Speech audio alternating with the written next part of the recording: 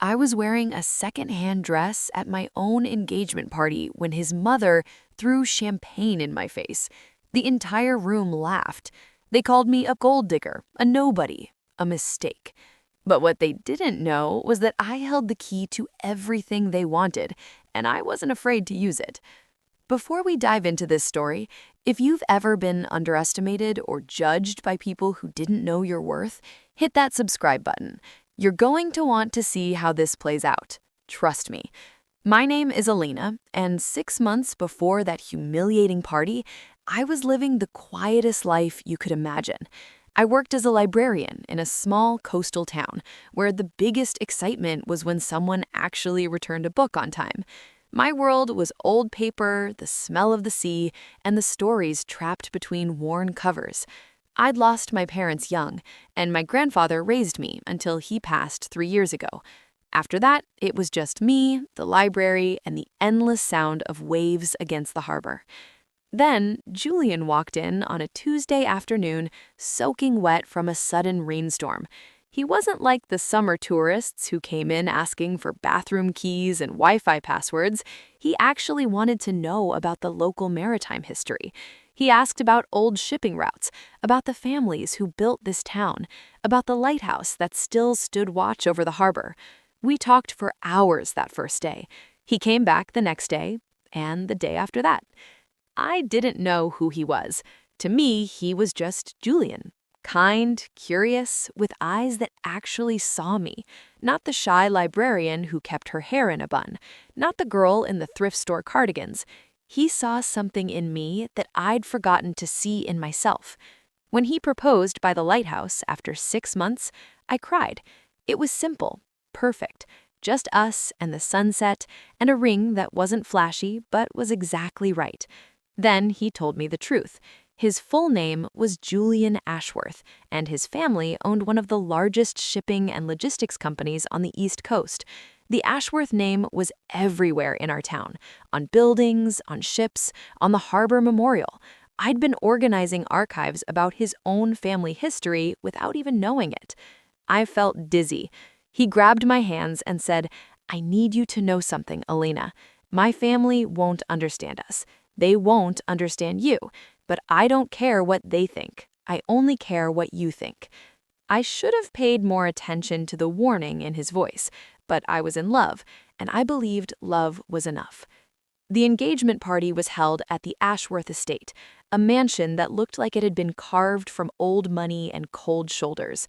I'd bought a dress from a consignment shop, a beautiful vintage piece that reminded me of my grandmother's style.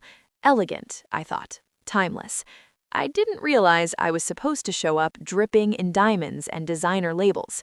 The moment I walked in, I felt the temperature drop. Julian's mother, Victoria, looked at me the way you'd look at something stuck to your shoe. His brother Philip smirked like he'd just won a private bet. His sister Charlotte whispered something to a woman beside her, and they both laughed behind their champagne glasses. Julian held my hand tighter. "You look beautiful," he whispered, but I could feel his tension. He knew what was coming, and he was bracing for impact. Victoria approached us with a smile that didn't reach her eyes. "Julian, darling," she said, kissing the air beside his cheek. Then she turned to me. "And this must be Elena, was it? How quaint." She said my name like it was a stain. "Tell me, dear, what do your people do?" My people, as if I came from some kind of tribe. My grandfather was a maritime historian. I work at the town library. The silence that followed was worse than any insult. Victoria's eyebrows lifted just a fraction. "A librarian. How charming." Then she turned to Julian. "Darling, is this some kind of charity project? Because the foundation already has several literacy programs if you're feeling philanthropic." People nearby had gone quiet, listening. I felt my face burn, but I kept my expression calm. Julian's jaw tightened. "Mother, that's enough." But Victoria wasn't finished. She was just getting started. "I'm simply trying to understand, Julian. You have responsibilities. The company, the family legacy, the merger with the Fitzgerald family. Cassandra has been waiting." "I'm not marrying Cassandra," Julian said firmly. "I'm marrying Elena." Victoria's smile turned to ice. She lifted her champagne glass, and for a moment I thought she might toast us. Instead, she tilted it forward, and the golden liquid splashed across the front of my dress. The cold made me gasp. "Oh dear," she said flatly. "How clumsy of me." The room erupted in barely concealed laughter. Charlotte's voice cut through. "At least now it looks expensive. Wet." I stood there, champagne dripping onto the marble floor, and felt something inside me go very still. This wasn't just about me being an outsider. This was a performance, a public execution designed to make me run. Julian moved to confront his mother, but I touched his arm. "It's fine," I said quietly. "It's just a dress." But it wasn't just a dress. It was a message. You don't belong here. You never will. Philip appeared at my elbow as Julian went to grab towels. "Let's be honest," he said in a low voice. "How much do you want? To walk away quietly, I mean. 50,000? 100? Name your price. Everyone has one." I looked at him for a long moment. "I'm not for sale." "Everyone's for sale, sweetheart. You're just holding out for a better offer." He smiled like a shark. "But here's the thing. You won't get one. My mother will destroy you. She'll make your life so miserable that you'll beg to leave. Save yourself the trouble." I excused myself and found the bathroom. I cleaned my dress as best I could, my hands shaking. In the mirror, I looked small, out of place, exactly like they wanted me to feel. But then I remembered something my grandfather used to say. People who underestimate you are giving you the greatest advantage. I took a breath, fixed my hair, and walked back out with my head high. For the rest of the evening, I smiled politely while they circled like vultures. I watched Victoria glance nervously at an older gentleman in the corner, someone who clearly made her uncomfortable. I noticed how Philip kept checking his phone with increasing anxiety. I saw the cracks in their perfect facade. This family was terrified of something, and it had nothing to do with me. When Julian drove me home that night, he apologized 100 times. "We don't have to do this," he said. "We can elope, cut them out completely." "No," I said. "We do this properly. Let them think what they want, Julian. The truth always comes out." What I didn't tell him was that I already knew a truth they didn't. My grandfather, Leopold Crane, wasn't just any historian. He was a legend in maritime circles, though he lived simply and never sought fame. For 40 years, he researched old shipping routes, unclaimed territorial waters, and forgotten maritime laws. He worked with governments, universities, and private companies, including the Ashworth family, back when Julian's grandfather was still alive. Before my grandfather died, he gave me everything. Boxes of documents, hand-drawn maps, legal papers, research that represented his entire life's work. "This is your inheritance, Elena," he'd said from his hospital bed. "Not money, but something more valuable. Knowledge, legacy. Use it when the time is right." I'd been quietly working with maritime lawyers for 2 years, cataloging everything, understanding what I had.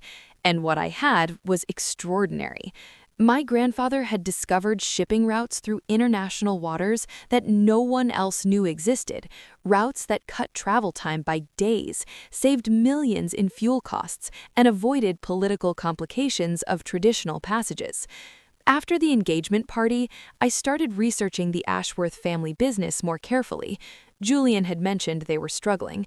A rival company, Hudson Maritime, had somehow discovered new routes and was stealing all their major contracts. Ships were sitting idle in the Ashworth harbors. The company was hemorrhaging money. I pulled out my grandfather's documents and started cross-referencing. My heart stopped when I found it. The routes Hudson Maritime was using, they were my grandfather's routes. Every single one. But here's what made my hands shake. Those routes passed through international waters that the Ashworth family had historical claim to, dating back 150 years. My grandfather had documented it all. He and Julian's grandfather had been friends, partners even. They'd made a pact to unite their work, to combine his research with their shipping legacy. There was a letter, written in my grandfather's careful handwriting. To my dearest friend Edward Ashworth, may our legacies intertwine as our friendship has, and may our grandchildren inherit not just our work, but our vision of what's possible together. I sat in my small apartment surrounded by maps and legal documents, and I understood. This wasn't coincidence. This wasn't just about love, it was about honoring two old men who dreamed of something bigger than themselves. But there was a condition in my grandfather's will, buried in the legal language. The information could only be activated, used, or transferred if I, his sole heir, gave explicit consent. I held the future of the Ashworth Empire in my hands, and they'd thrown champagne at me. The morning of the wedding, Victoria made one final attempt. She came to my small apartment, something she clearly found distasteful. "Let's speak plainly," she said, not bothering to sit. "You seem like a smart girl, smart enough to know you're making a mistake." "Am I?" "Julian will grow bored. Men like him always do. You'll be left with nothing but a prenuptial agreement designed to protect what's ours." She set an envelope on my coffee table. "There's a check in there, enough to start over somewhere nice, somewhere far from here." I didn't touch it. "I don't want your money, Victoria." "Then what do you want? Because if it's my son, you can't have him. Not really. He'll always be an Ashworth first." I looked at her. Really looked at her. Behind the cruelty was desperation. Behind the superiority was fear. "I want to marry the man I love," I said simply. "That's all I've ever wanted." She left the check and walked out. At the chapel, I could feel the judgment like a weight. The guests whispered as I walked down the aisle alone. No father to give me away, no family filling my side of the pews, just me, in a simple white dress, holding a bouquet of wildflowers from the meadow near the library. Victoria sat in the front row, stone-faced, refusing to stand. Charlotte and Philip looked smug, like they were watching a disaster they'd orchestrated. I reached Julian at the altar. He looked at me like I was the only person in the room. "You came," he whispered, and I realized he'd been genuinely afraid I wouldn't. "Of course I came," I whispered back. The minister began the ceremony, but before we got to the vows, I did something unexpected. "I'm sorry," I said, turning to address the room. "Before we continue, there's something I need to say." Julian looked confused. Victoria looked triumphant, probably thinking I was about to run. I reached into my bouquet and pulled out a leather portfolio, my grandfather's portfolio. My grandfather, Leopold Crane, spent his life studying maritime history. Most of you don't know him, though you should. He discovered something remarkable, new shipping routes through international waters, routes that could change the entire industry. I looked at Victoria. Routes that Hudson Maritime is currently using to destroy the Ashworth Company. The room went completely silent. I saw Philip sit up straighter, his smugness evaporating. Victoria's face went pale. "What are you saying?" "And most importantly, I'm the woman who loves your son enough to share that key, even after everything you've done to me." Victoria did something I never expected. She stood, walked down the aisle, and stopped in front of me. For a moment, I thought she might slap me. Instead, she said, in a voice thick with emotion, "I apologize, publicly, completely. I was wrong about you." It wasn't warm, it wasn't a hug, but it was real. She turned to the room. "My future daughter-in-law has more grace and dignity than any of us deserve. The wedding will continue." The ceremony finished in a daze. Julian and I exchanged vows, but everything had changed. I wasn't the poor girl marrying up. I was a power player, an equal, someone who'd earned her place not through birth, but through patience, intelligence, and honoring the legacy I'd been given. As we walked back down the aisle as husband and wife, Julian whispered, "You've been sitting on that for how long?" "Long enough to know who you really were," I whispered back. "You loved me when I had nothing to prove. That's why I wanted to prove everything." 6 months later, I run the Historical Research and Territorial Rights Division of Ashworth Industries. My first act was to create a maritime scholarship in my grandfather's name. My second was to donate a significant portion of the settlement money to preserving coastal libraries, places like the one where Julian and I met. I still work at the library 1 day a week. I wear my cardigans and my comfortable shoes, and I help people find books, because that's where I found myself, and I never want to forget that. Victoria and I aren't friends exactly, but there's respect. She admitted, in a rare moment of honesty, that she'd been terrified of losing the company, of failing Julian's grandfather, of watching everything crumble. Fear had made her cruel. Understanding doesn't excuse it, but it explains it. Charlotte apologized awkwardly over brunch 3 months ago. Philip still can't quite look me in the eye. Cassandra Fitzgerald, the woman Victoria wanted Julian to marry, actually became a friend. She pulled me aside at a charity event and said, "Thank God you chose you. I never wanted to marry into that pressure cooker anyway." But the best part? Julian still looks at me the same way he did in the library that rainy afternoon, like I'm the most interesting story he's ever found. And I look at him the same way, like he's the one person who saw me when I was invisible to everyone else. My grandfather used to say that true wealth isn't what you have, it's what you give that matters. He gave me knowledge, legacy, and the wisdom to know when to use it.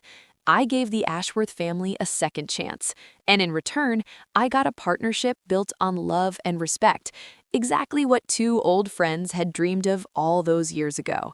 And that's why you should never let anyone make you feel small. I didn't fight with words or tears that night at the engagement party. I didn't stoop to their level or let their cruelty change who I was. I let my value speak for itself, and I waited for the right moment to reveal it. If this story resonated with you, if you've ever been underestimated or judged by people who didn't know your worth, drop a comment and tell me about it. I want to hear your story. Subscribe if you believe that quiet strength is the most powerful kind of strength. And remember this, the people who look down on you today might be the ones who need you tomorrow. Stay strong, know your worth, and never, ever let anyone convince you that you're less than extraordinary. See you in the next story.